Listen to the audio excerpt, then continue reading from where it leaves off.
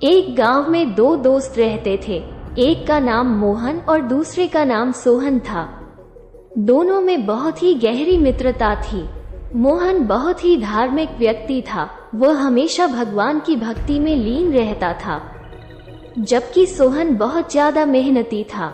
एक बार दोनों ने 1 बीघा जमीन लेकर उसमें फसल उगाने के बारे में सोचा, जिसके बाद वो एक अच्छा सा घर बनाना चाहते थे।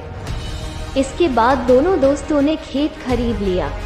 सोहन दिन रात खेत में मेहनत करता और मोहन मंदिर में बैठकर फसल अच्छी होने के लिए भगवान से प्रार्थना किया करता। इसी तरह से समय बीतता गया और कुछ दिन बाद फसल पक गई। फसल पकने के बाद उसकी कटाई करके उसे बाजार में जाकर बेच दिया। इसके बाद उन्हें अच्छा पैसा मिला। इस पर सोहन ने कहा कि इसमें से मेरा ज्यादा हिस्सा है, क्योंकि मैंने दिन रात एक करके खेत को खाद पानी देकर फसल उगाई है।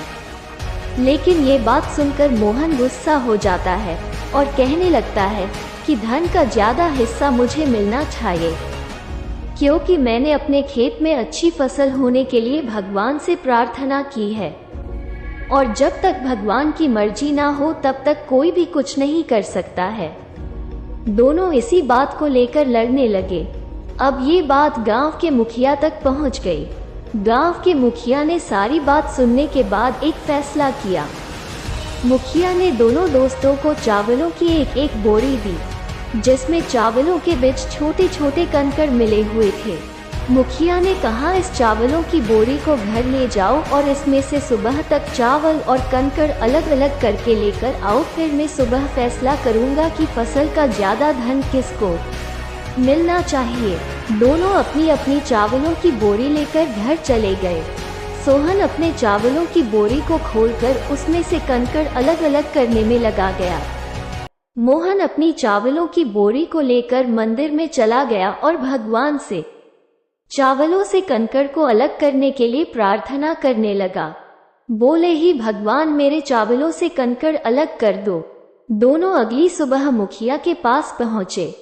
सोहन ने तो पूरी रात जागकर चावलों से एक एक करके सारे कंकड़ अलग कर दिए।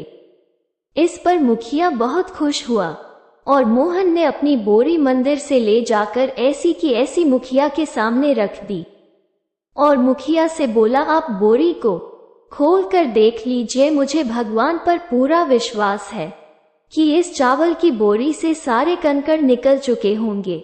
लेकिन जब मुखिया ने चावलों की बोरी खुलवाई तो देखा सारे कंकड़ चावलों के बीच ही मौजूद थे।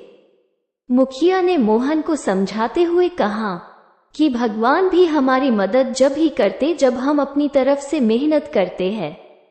ये बात समझाते हुए मुखिया ने फसल का ज्यादा धन सोहन को दे दिया। इसके बाद से मोहन भी सोहन के साथ खेत में मन लगाकर मेहनत करने लगा।